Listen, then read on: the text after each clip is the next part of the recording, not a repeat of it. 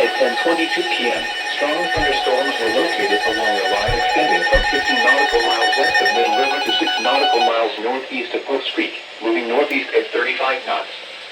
Hazard, wind gusts 34 knots or greater. Source, airport. A 34-knot gust was reported at Reagan National. Impact, boaters and small craft could be thrown overboard by suddenly higher winds and waves capsizing their vessel.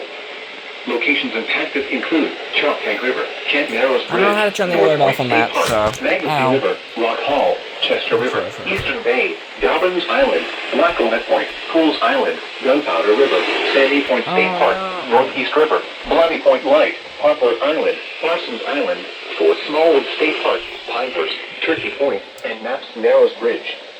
Move to safe harbor until hazardous weather passes. Turn that off.